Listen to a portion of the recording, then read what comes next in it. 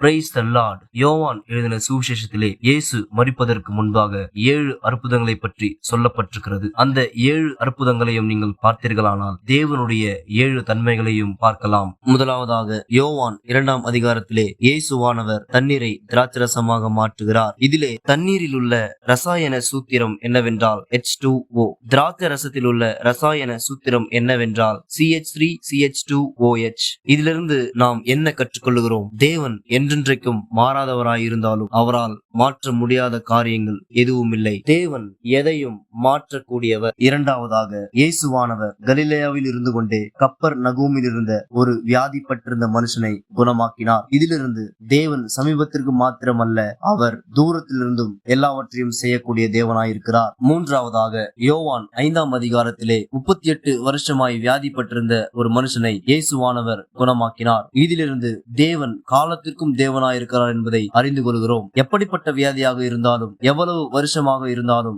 தேவனால் சுகம் கொடுக்க முடியும். அதுதான் உண்மை. நான்காவதாக யோவான் 6ஆம் அதிகாரத்திலே இயேசுவானவர் 5 அப்பங்களையும் 2 மீன்களையும் கொண்டு 5000 பேருக்கும் மேலாக உணவை அளிக்கிறார். தேவன் எண்ணிக்கைக்கும் அப்பாற்பட்டவர் என்பதை இதிலிருந்து நாம் புரிந்து கொள்கிறோம். ஐந்தாவதாக யோவான் 6ஆம் அதிகாரத்திலே இயேசுவானவர் கடலின் மேலே நடந்து செல்கிறார். இதிலே தேவன் இயற்பியலுக்கும் தேவனாயிருக்கிறார். உலகமும் அதிலுள்ள எல்லா அமைப்புகளும் இயற்பியலின் விதியின் அடிப்படையில் தான் இயங்குகிறது.